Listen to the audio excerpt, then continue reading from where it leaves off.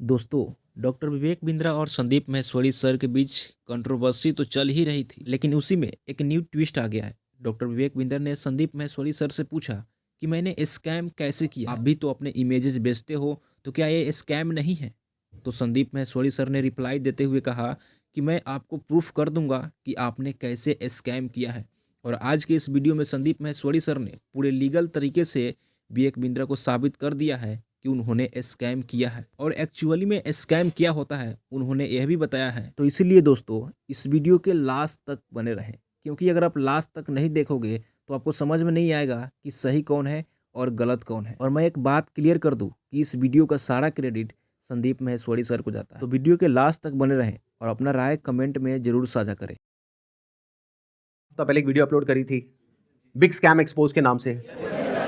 तो आपके हिसाब से इस पूरी लड़ाई में कौन सही है कौन गलत है? नहीं, सिर्फ ये नहीं बोलना है कि आप प्रॉपर लॉजिकली ये बताना है कि अगर मैं सही हूं तो क्यों हूं और अगर मैं गलत हूं तो क्यों हूं। मेरा ये जो ओपिनियन है ना, वो मेरे भाई के भी एक्सपीरियंस पे बेस्ड है, ना कि जस्ट मैं आपका या किसी और का व्यू देख कर आई हूँ। बेसिकली मैंने इसको बहुत करीब से देखा है, क्योंकि जब हम 11th और 12th में थे, अभी मैं यूपीएससी कर रही हूँ यहाँ पर। तो जब हम 11th और 12th में थे, तो मेरे भाई को भी ऐसे लोगों ने अप्रोच किया था, मुझे भी कई बार अप्रोच किया था। वहां पे आपने देखा होगा किस तरीके से मोटिवेट किया जाता है, कैसे एक इंसान को अलग सा ही इन्वायरमेंट क्रिएट कर दिया जाता है कि आपको समझ में ही नहीं आएगा कि क्या गलत है क्या सही है। वो इतने कॉन्फिडेंट हो गए, स्पेशली एक लड़की थी, मेरी फ्रेंड थी, वो मुझे बोलती थी कि तू चल तू चल। तो हमेशा उसकी स्टेटस पे मुझे यही दिखता था कि कोई BMW के साथ फ़ोटो पोस्ट कर रहा है। Exactly guys, I am not lying. तो कोई मर्सिडीज़ के साथ डाल रहा है। तो भाई ने भी मुझे कल ये बात बताई कि ये सब फेक होता है। अगर प्रोडक्ट बेचना तो आप सिंपली बेच दो ना, कि हाँ साबुन है 10 रुपये का ले लो। उसके पीछे आप BMW क्यों दिखा रहे हो, जो कि वो पॉसिबल नहीं है। Exactly, that is the truth. कुछ लोगों को ये लग रहा है कि ये लड़ाई मेरे और विवेक बिंद्रा के बीच में है, जबकि ऐसा कभी था ही नहीं। ये कुछ लोग समझ रहे हैं या वो खुद समझ रहे हैं। ये लड़ाई एक्चुअल में सच और झूठ की है। ये लड़ाई एक्चुअल में सही और गलत की है। सर इसमें गलत क्या है वैसे? सर वो कोई तिकड़म लगा के अपना कोई प्रोडक्ट बेच रहा है। सर ऐसे बहुत सारे लोग हैं दुनिया में जो कुछ ना कुछ कर ही रहे हैं, कई सारी टैक्टिक्स लगा रहे हैं। और जैसे एडवर्टीजमेंट में बहुत सारा कुछ होता है, तो सर ये भी इसने भी कोई अपनी टैक्टिक्स निकाली है, तो उसमें सर गलत क्या है अपना प्रोडक्ट बेचने? वेरी गुड पॉइंट कि इसमें गलत क्या है। कोई बताना चाहेगा कि इसमें कुछ गलत है या नहीं है या सही है? सर बेसिकली इसमें सबसे पहले हमारे लोग 18 to 25 के एज ग्रुप के बच्चों को टारगेट किया जाता है और इसमें उनको सेमिनार तक ले जाया जाता है और उनको ज़बरदस्ती आप अपने कुछ भी बेच रहे हो उन्हें फंसा दिया जाता है। सर अजीब टाइप के वहाँ म्यूजिक वगैरह चल रहे होते सेमिनार में। मैं खुद भी ज्वाइन किया था कंपनी में और वो बोलते थे कि आपको आपकी दाढ़ी आने से पहले आपकी गाड़ी आ जाएगी। आई नहीं सर। सर सबसे पहले मैं ये कहना चाहूँगा, क्योंकि जिस आपने बिग स्कैम वीडियो अपलोड की यूट्यूब पे, उसमें आपने ना नाम किसी का बताया ना कंपनी का नाम लिया। तो अगर मैं जैसे चोरी कर रहा हूँ, आप चोर चोर कह रहे हैं, अगर मैंने वो गलती की है तो ऑब्वियसली मैं चिढ़ूंगा उस बात से। आप अगर नाम लेते तो गलत था, कंपनी का या उनका या किसी स्पेसिफिक पर्सन का, तो गलत होता। आपने नाम तो नहीं लिया, और अगर नाम नहीं लिया है आपने और अगर मैं गलत हूँ तो मैं चिढ़ूंगा। और एक और मजेदार बात बताइए, जब वो वीडियो अपलोड हुई कितनों को समझ आया था मैं किसके बारे में बात कर रहा हूं? बहुत कम लोगों को।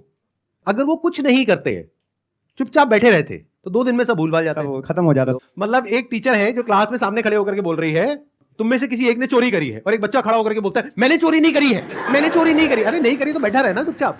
सर इस पर मैं अपने थॉट शेयर करना चाहूँगा। सबसे पहले तो कोई कोर्स बेचना या प्रोडक्ट बेचना कोई गलत नहीं है, लेकिन प्रोडक्ट का अगर आप 50,000 का बेच रहे हो तो उसकी औकात भी होनी चाहिए उतनी। उनके प्रोडक्ट की औकात है 100 रुपये की, लेकिन बेच रहे हैं 50,000 में।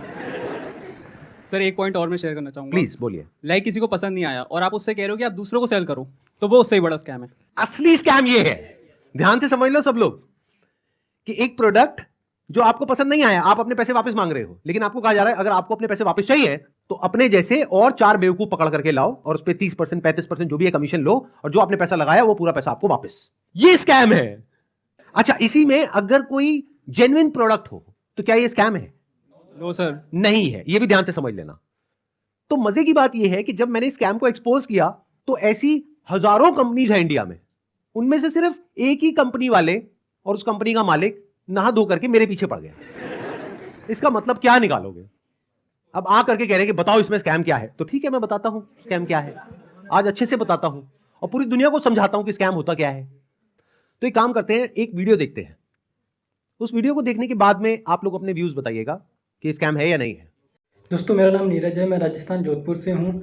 बड़ा बिजनेस है। अभी 5 दिन पहले 4 तारीख को 4 सितंबर को मुझसे एग्रीमेंट पे साइन करवाया और बोले कि आपका जो ये केस है हम सोल्व कर देंगे और जो आपका बाकी पेमेंट है वो हम आपको रिफंड कर देंगे।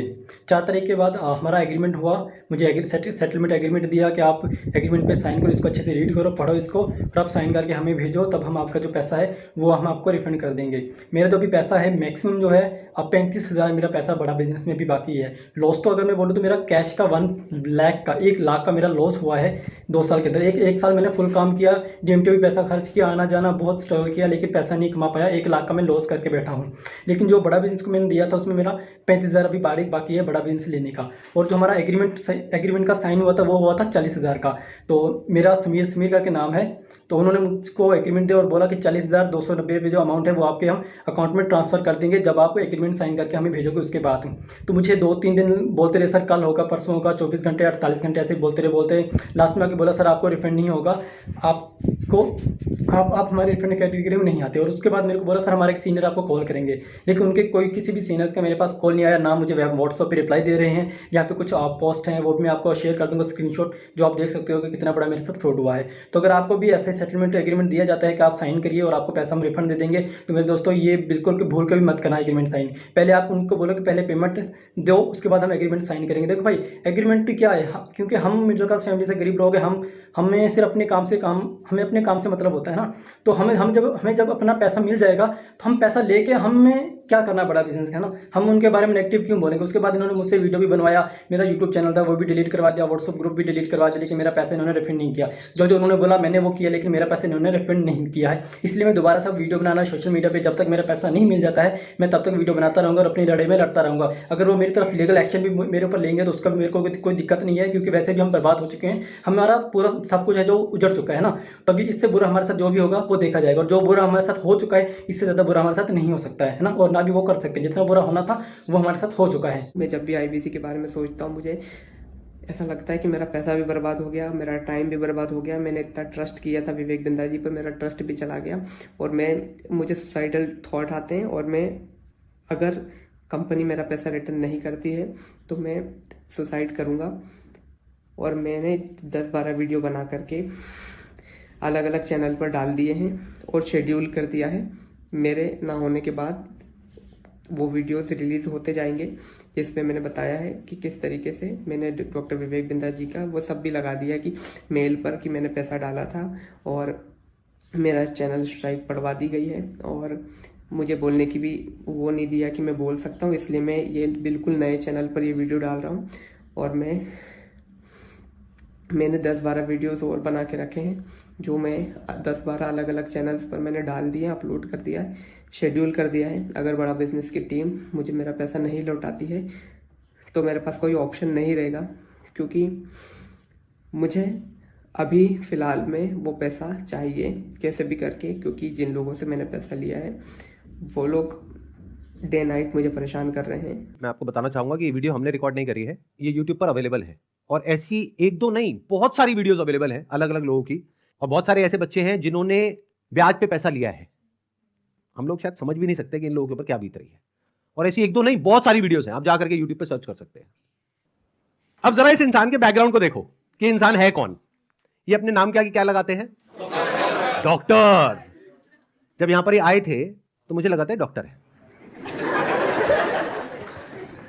लेकिन बाद में जब मैंने रिसर्च करी अभी पिछले 1 हफ्ते में ये सब जो हुआ है, तो मुझे पता लगा इन्होंने कोई एमबीबीएस नहीं किया है इंडिया की किसी भी यूनिवर्सिटी से, या यूएस से, यूके से, कहीं से कुछ नहीं किया है।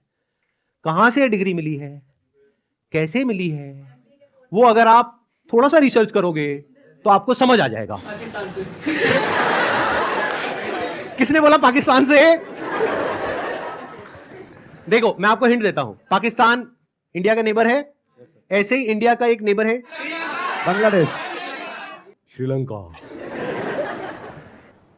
अभी काम करते हैं, अब लीगली बात करते हैं कि स्कैम है या नहीं है, कि मतलब हमारी कंट्री का जो लॉ है वो क्या बोलता है, उसको स्टडी करते हैं।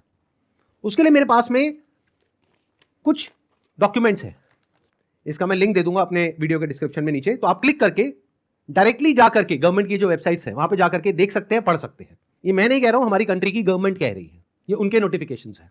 सबसे पहले ये समझो कि ये जो स्कैम्स है ना इस तरह के, ये आज से नहीं चल रहे हैं, ये पिछले 100 साल से चल रहे हैं। तो इसके लिए 1978 में एक एक्ट बना था जिसको बोलते हैं prize chit and money circulation act, जहां पर के इस तरह की जो मनी सर्कुलेशन स्कीम्स होती हैं या पिरामिड स्कीम्स होती हैं उन सबको बैन कर दिया गया था। मतलब क्या कि अगर आप एक कंपनी खोलते हो और किसी से पैसा लेते हो, फॉर एग्जांपल मैंने एक कंपनी खोली, वहां पे मैंने आपसे 1 लाख रुपए लिया और आपको बोला कि आप आगे किसी को ज्वाइन करा दो, तो जब आपने किसी को आगे ज्वाइन कराया, अपने फ्रेंड को, रिलेटिव को, किसी को भी और कैसे भी, तो उसमें आपको कितना मिला? 30,000। 70,000 किसको मिला? कंपनी को। तो ये स्कीम इस तरीके से आगे बढ़ती रहती है, यानी वो जो पैसा आ रहा है वही पैसा पब्लिक से लेकर के पब्लिक में ही रोटेट कर दिया जाता है। और एक ऐसा पॉइंट आता है जब जाकर के पूरा का पूरा जो पिरामिड है ये कोलैप्स कर जाता है। तो यहां पर जो लोग टॉप पे बैठे होते हैं वो तो पैसा कमा लेते हैं, बट जो बॉटम ऑफ द पिरामिड है उन सबका पैसा डूब जाता है। और फिर या तो ये कंपनीज बंद हो जाती हैं या भाग जाती हैं पैसा लेकर के। पास्ट में ऐसा बहुत कंपनीज ने किया है, उसमें से बहुत सारी कंपनीज के जो ओनर्स हैं वो आज जेल में हैं। तो ये एक प्रॉपर स्कैम है जिसको गवर्नमेंट ने बैन किया हुआ है। फिर सवाल उठता है कि जब ये बैन है तो लोग कैसे कर रहे हैं? देखो, ध्यान से सुनो, ध्यान से समझो। आपसे अगर मैं पैसा लेता हूं और आपको बदले में कुछ नहीं देता हूं तो वो तो इलीगल है। लेकिन मान लो मैंने आपसे पैसा लिया 50,000 रुपए, बदले में आपको एक 50 रुपए का प्रोडक्ट दे दिया, तो क्या वो लीगल है? इलीगल है?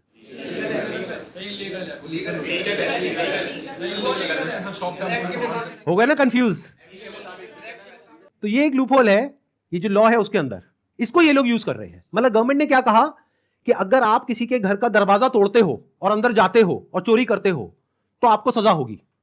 लेकिन ये लोग क्या बोल रहे हैं कि देखो दरवाजा लिखा है, खिड़की नहीं लिखा है। खिड़की से तो हम जा सकते हैं ना।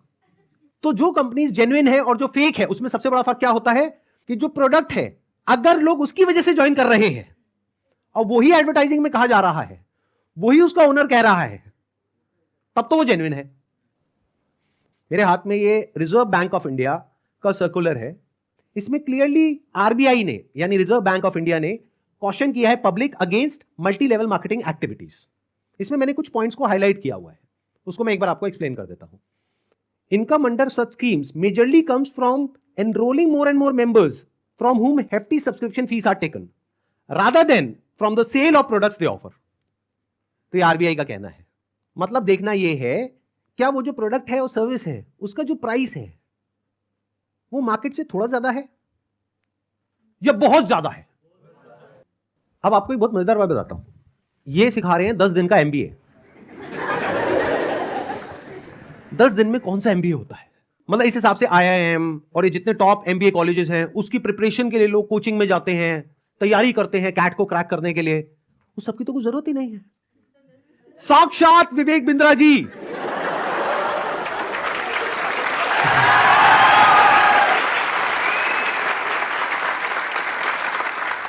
आपके सामने 10 दिन तक रोज प्रकट होंगे और आ करके आपको 10 दिन में एमबीए करा देंगे।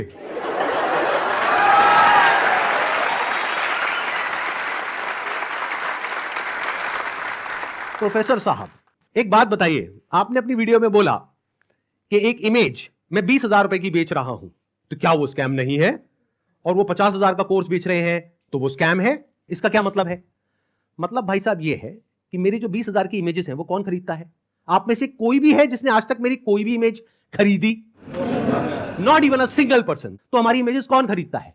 जो बड़ी बड़ी कंपनीज हैं, बड़े बड़े ब्रांड्स हैं, जिनकी टर्नओवर हजारों करोड़ रुपए की है, वो 20,000 रुपए की इमेज खरीदते हैं। क्यों खरीदते हैं? क्योंकि अगर वो इमेजेस हमसे नहीं खरीदेंगे और खुद शूट करेंगे तो उनका खर्चा आएगा 5 से 10 लाख रुपए। और वो इमेज कितने में मिल गई? 20,000 रुपए में। हमने जब वो शूट किया तो हमने 10 लाख रुपए लगाया, तब जाकर के 20,000 में एक इमेज बेची। तो इसमें किसका फायदा है? उस कंपनी का भी फायदा है और हमारा भी फायदा है। इसको बिजनेस बोलते हैं।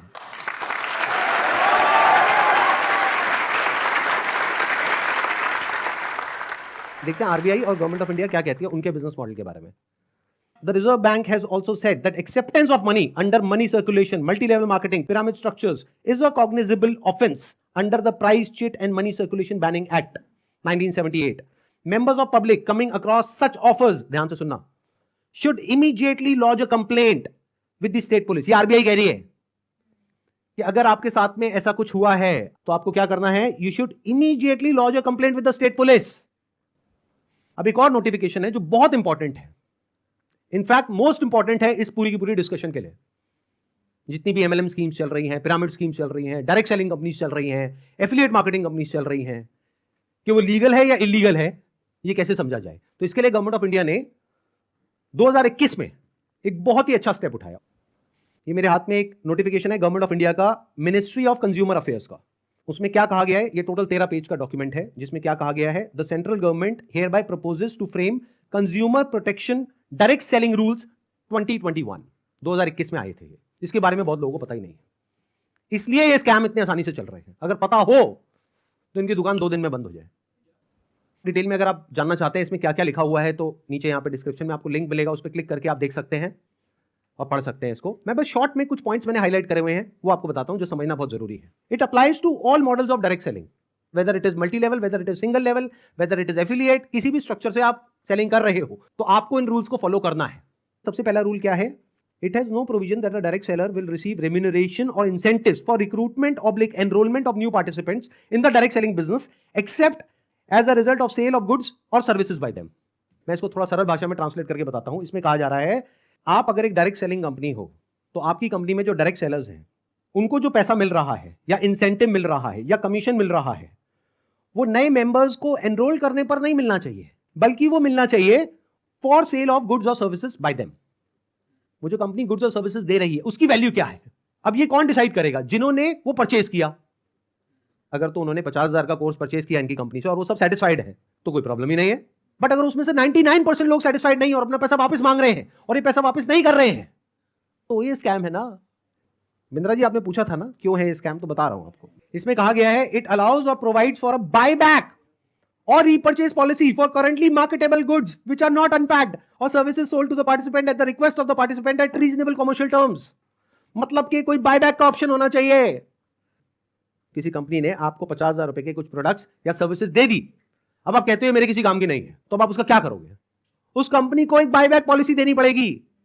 अब देखना, ध्यान से सुनना, ध्यान से समझना, बाय बैक आप किस चीज पर दे सकते हो, जिसकी कोई मार्केट वैल्यू हो। मतलब कि गवर्नमेंट क्या कह रही है यहां पर कि आप कोई ऐसा प्रोडक्ट बेचो डायरेक्ट सेलिंग में जिसकी कोई मार्केट वैल्यू हो, क्योंकि अगर 3 महीने बाद वो इंसान आकर के कहता है कि ये लो आपके प्रोडक्ट्स वापस, तो उस कंपनी को पता है कि ये प्रोडक्ट्स पैक्ड है, तो ये प्रोडक्ट्स हम किसी और को दे देंगे, तो ना कंपनी का नुकसान हुआ ना कस्टमर का नुकसान हुआ। बट अगर कुछ आपने ऐसा बेच दिया है जिसकी कोई मार्केट वैल्यू नहीं है, फॉर एग्जाम्पल आपने कोर्स खरीदा इनसे, अगर आप जा करके किसी को बोलते हो कि कोर्स मैंने 50,000 का लिया है, आपको 5,000 का देती हूं, ले लो, कोई लेगा? 500 रुपए का लेगा, तो इसकी मार्केट वैल्यू क्या है? Zero. It is a clear violation of this act, इसलिए ये स्कैम है बिंद्रा जी।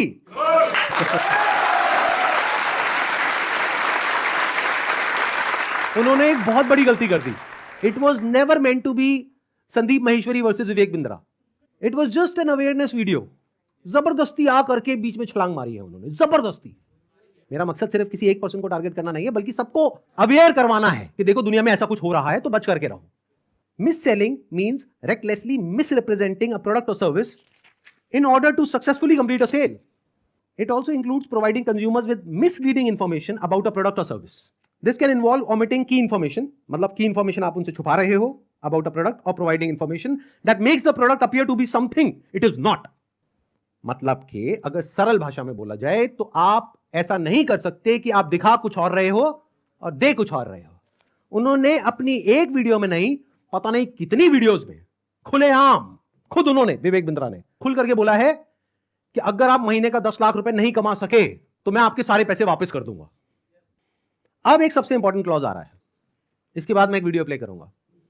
क्लॉज नंबर 7 का 2E एक पर्टिकुलर क्लॉज है जो सबसे इंपॉर्टेंट है इस पूरे के पूरे सर्कुलर में। इसको ध्यान से सुनना, ध्यान से समझना। A direct selling entity and direct seller shall not refuse to take back spurious goods और deficient services and refund the consideration paid for goods and services provided। इससे कोई फर्क नहीं पड़ता कि आपने उस कंपनी के साथ में क्या एग्रीमेंट किया है, फर्क इससे पड़ता है कि लॉ क्या है। फॉर एग्जांपल आप किसी के साथ में एग्रीमेंट करते हो किसी का मर्डर करने के लिए, तो आप कोर्ट में जाकर के ये नहीं बोल सकते थे कि हमारा एग्रीमेंट था। क्यों? क्योंकि जो कंट्री का लॉ है वो किसी भी एग्रीमेंट के ऊपर है। The law of the land supersedes all agreements. तो आप लोग जो डर रहे हो ना कि हमने उनके साथ में कॉन्ट्रैक्ट साइन किया, एग्रीमेंट साइन किया है, अरे पहले लॉ को तो देख लो, लॉ क्या कहता है। अगर लॉ के हिसाब से वो गलत है तो गलत है, नो मैटर कि उसने आपके साथ क्या एग्रीमेंट किया है। That agreement must be in line with the law of the land. तो ये क्लॉज को मैं दोबारा से पढ़ूंगा, ध्यान से सुनना। A direct selling entity and direct seller shall not refuse to take back deficient services. Deficient word का क्या मतलब होता है? कोई भी ऐसी सर्विसेज जिसमें किसी भी तरह की कोई कमी है और जो कंज्यूमर है वो कहता है कि ये जो आपने मेरे को कोर्स दिया है या प्रोडक्ट दिया है या सर्विस दिया है ये बेकार है, किसी काम की नहीं है, तो उस कंपनी को पैसा रिफंड करना ही पड़ेगा। ये मैं नहीं कह रहा हूं, हमारी कंट्री का लॉ बोल रहा है। अब ये जो मैंने आपको कुछ पॉइंट्स बताए, इसके अकॉर्डिंग एक बार एक छोटी सी वीडियो को देखो बड़े प्रोफेसर की, देखते हैं वो क्या बोलते हैं। मैं आपको अपना व्हाट्सएप का नंबर दूंगा, ईमेल एड्रेस दूंगा, वहां बोल दीजिए आकर के पैसे ले जाइए। नहीं भी आना तो आप ईमेल कर दीजिएगा, आपको पैसे आपके अकाउंट में ट्रांसफर हो जाएंगे। तो आप या तो 50-60 हजार रुपए वापस ले जाइए या लाखों लाखों लाखों रुपए हर महीने कमा लीजिए, दोनों में से कुछ भी कर लीजिए। भाई अगर मैं आपको पैसा कमाने के लायक नहीं बना सका तो मेरे को क्या क्या हक बनता है आपसे पैसे लेने का? 100% कैश बैक गारंटी, यानी कि कुछ और खरीदना चाहे अपग्रेड, लोएस्ट प्राइस गारंटी, ये कौन दे सकता है? कोई नहीं दे सकता है, इसलिए हमने ये खुल के दिया है। आपके तो रिस्क को खत्म कर दिया ना, आपसे कह रहा हूं, आपके जो रिस्क को खत्म कर दिया, आपका रिस्क तो रिवर्स हो गया, गेम चेंज कर दिया पूरा। इसलिए अभी तुरंत फोन लगाएं और पूछे अपने काउंसलर से कि मैं अपने बिजनेस में कैसे सफल होऊंगा। अरे आपसे बोल रहा हूं, पूछने में क्या जा रहा है, पैसे तो नहीं लग रहे। हाँ, फोन करने पे पैसे नहीं लगते, पता लगाओ, अभी फोन लगाओ और पूछो भाई मेरा बिजनेस सफल कैसे होगा। अगर मैं विवेक बिंद्रा आपको आकर के प्रॉमिस दे रहा हूं 100% मनी बैक गारंटी, वो इसीलिए दे रहा हूं। हमने मनी बैक गारंटी लॉन्च करी है। What is money back guarantee? अगर कोई भी हमारे साथ आईबीसी बनता है और वो चाहता है कि मैं पैसे कमाऊं और वो हमारे साथ पैसे नहीं कमा पाता, तो नो क्वेश्चंस आस्क्ड, उसका पैसा उसको वापस कर दिया जाएगा। That's called money back guarantee. दम नहीं है किसी में ये बोलने का जो हम बोल रहे हैं। गारंटी दे रहा हूं 10 लाख रुपए महीना पे आप पहुंचेंगे, नहीं पहुंचे तो मेरे पास आके पैसा वापस मांग लेना। बड़े बड़े क्लेम्स कर दिए, एक बार समझने की कोशिश करते हैं क्या वो प्रैक्टिकली पॉसिबल है या नहीं है। इन्होंने कहा कि मैं अगर आपको महीने का 10 लाख रुपए कमाने के लायक नहीं बना सका तो अपने पैसे वापस ले जाइए। साल का 1 करोड़ रुपए अगर ये देना चाहते हैं आप लोगों को और 1 लाख लोग इनकी कंपनी में ज्वाइन कर चुके हैं, तो कितना पैसा चाहिए? 1 लाख करोड़ रुपए। तो हमारी टीम ने क्या किया, इनके जो फाइनेंशियल्स है उसको चेक किया कि भाई अगर 1 लाख करोड़ देना है तो कंपनी की टर्नओवर होनी चाहिए ना 2-3 लाख करोड़ की, क्योंकि वो भी तो कमाएगी ना। उनकी टर्नओवर पता है कितनी है पिछले साल की? 172 करोड़। अगर उसमें से मान लेते 30% भी वो कमीशन देते हैं अपने आईबीसीज को, कितना पैसा उन्होंने डिस्ट्रीब्यूट किया स्कीम में? 50 करोड़। तो कितने लोगों के हाथ में आया 1-1 करोड़? 50 बस। और बाकी लोगों का क्या हुआ? उनके हाथ में क्या आया? 0। कि अगर वो चाहे भी तो ये जो बड़े बड़े क्लेम्स कर रहे हैं इसको पूरा नहीं कर सकते। पहले तो ये जो क्लेम्स कर रहे हैं वही सब इलीगल है। This is complete scam. अरे यही तो उन सब लोगों ने किया जो हमारा देश छोड़ करके भाग गए हैं। पब्लिक से पैसा ले लिया या बैंक से पैसा ले लिया और जब बैंक आया पैसा वापस मांगने के लिए जो उसका हक है, तो उन्होंने कहा हमारे पास तो नहीं है देने के लिए, वो तो हमने पार्टीज में खर्च कर दिया। वो मेरी बर्थडे पार्टी थी ना, वहां पे डांस करने में बहुत मजा आ रहा है। अब हमें क्या करना चाहिए? क्या बस ऐसे स्कैम होते रहे सोसाइटी में और हम बैठ करके तमाशा देखते रहे?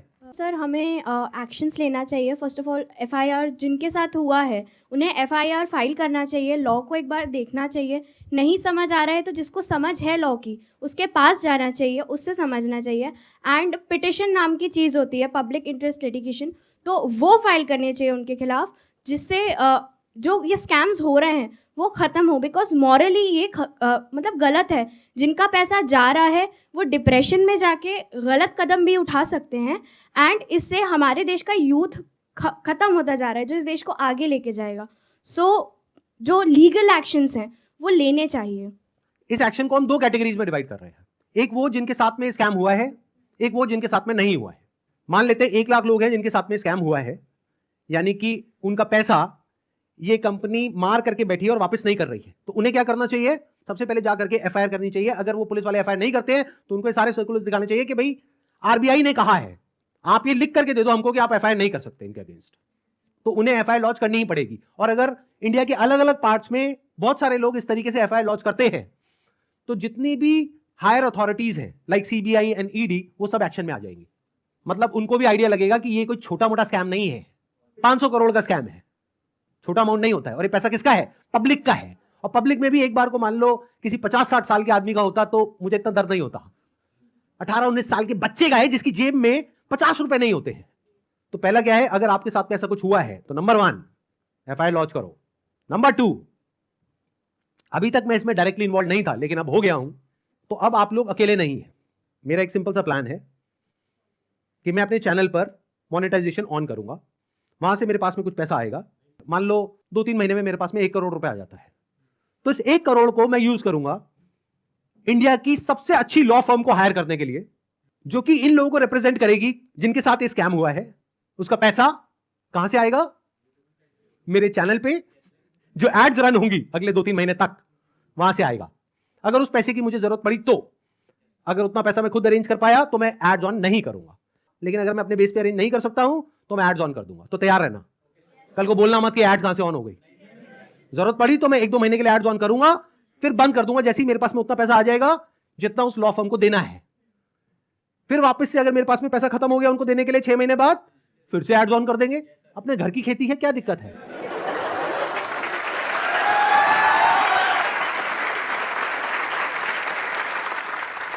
तो अब आप लोगों को क्या करना है, जिनके साथ में स्कैम हुआ है हमको ईमेल करिए। हमारा एक ईमेल आईडी है legal@sandeepmaheshwari.com। और आप लोग क्या कर सकते हैं जिनके साथ में स्कैम हुआ है, आरबीआई का हम एक लिंक यहां पर नीचे डिस्क्रिप्शन में पोस्ट करेंगे, एक तो इन सर्कुलर्स का, प्लस आरबीआई के जितने भी ऑफिसेज हैं अलग अलग स्टेट्स में, वहां पर जो उनके रिप्रेजेंटेटिव्स हैं उनका।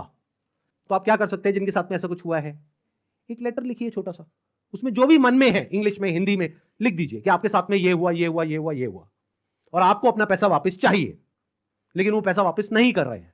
और साथ में सारे जो प्रूफ्स हैं, जो भी आपने पेमेंट करी, जो भी आपका रजिस्ट्रेशन नंबर है, वो सब अटैच करिए। इसको पोस्ट करिए, एक आरबीआई में और एक मिनिस्ट्री ऑफ कंज्यूमर अफेयर्स में। अगर ये करते हैं तो क्या होगा, सोचो उनके पास में हजारों लेटर्स पहुंच जाते हैं तो क्या होगा। तो गवर्नमेंट की जो भी सीनियर अथॉरिटीज हैं वो सब एक्शन में आ जाएंगी। अगर आपको बहुत ज्यादा डर लगता है कि पता नहीं क्या हो जाएगा, क्योंकि ये आदमी है तो थोड़ा अजीब। अभी जो कल वीडियो में आया है ये, इसने आकर के एक बार नहीं बार बार मुझे धमकियां दी है, 1 हफ्ते में देखो मैं तुम्हारे साथ क्या करता हूं। भाई तू क्या करेगा, कर ले, अभी कर ले। मैं नहीं डरता भाई, दिखता नहीं है मेरी आंखों के अंदर। मेरे को मत डराने की कोशिश कर बार बार, तू अपनी आंखें दिखा कर।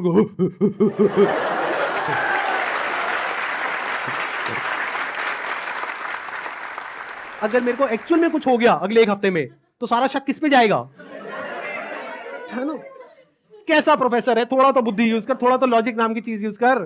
पब्लिकली आ करके मेरे को धमकाए चले जा रहा है, क्या ये लीगल है? अच्छा, एक चीज ध्यान में रखनी है आप लोगों को जिनके साथ भी स्कैम हुआ है, चाहे आप हमको ईमेल कर रहे हैं, चाहे आप कहीं पर भी इस तरह से लेटर भेज रहे हैं या ईमेल्स भेज रहे हैं, जहां भी आप भेज रहे हैं, जो भी प्रूफ है पेमेंट का वो साथ में अटैच करिए और अपनी कॉन्टैक्ट डिटेल्स प्रॉपर तरीके से दीजिए। क्योंकि अगर आप हमको ईमेल कर रहे हैं तो हमारी लीगल टीम आपको कॉन्टैक्ट करेगी आपके फैक्ट्स को वेरीफाई करने के लिए। तो ये हो गया एक कैटेगरी उन लोगों की जिनके साथ में स्कैम हुआ है। अब बात करते हैं बाकी के लोग, जो आप लोग हो। क्या आप जेन्युइनली कुछ करना चाहते हो? कितने हैं जो जेन्युइनली कुछ करना चाहते हैं? तो एक हैशटैग है जिसको बहुत तेजी से हमको स्प्रेड करना है। मतलब कि जब ये वीडियो अपलोड होगी उसी दिन ये हैशटैग हर जगह ट्रेंड करना चाहिए, हर यूट्यूब के कमेंट सेक्शन में, ट्विटर पर, इंस्टाग्राम पर, हर जगह इसके बारे में बात होनी चाहिए। उसके पीछे क्या वजह है? क्योंकि जैसे ये वीडियो अपलोड होगी उनको समझ आ जाएगा कि अब उनके लिए सारे दरवाजे बंद हो गए हैं, and it is just a matter of time जब उनके अगेंस्ट बहुत बड़े लेवल पर लीगल एक्शन होने वाला है। तो वो क्या करेंगे, वही जो पास्ट में ऐसे सब लोगों ने किया, वो देश छोड़ करके भागेंगे। इसका टाइम नहीं देना है। तो वो कब हो सकता है? जब आरबीआई के जितने भी सोशल मीडिया पेजेस हैं, मिनिस्ट्री ऑफ कंज्यूमर अफेयर्स के जितने भी सोशल मीडिया पेजेस हैं, वहां पर सब जगह ये हैशटैग ट्रेंड कर रहा हो। तो क्या होगा, इमीडिएटली उसके ऊपर एक्शन होगा। तो अब इनको रोकने का क्या तरीका है? एक हैशटैग है, ध्यान से सुन लो इस हैशटैग को, और ये यहां पे आ भी जाएगा नीचे और वीडियो में भी दिख रहा होगा आपको। Hashtag stop Vivek Bindra. रोको इसको भाई।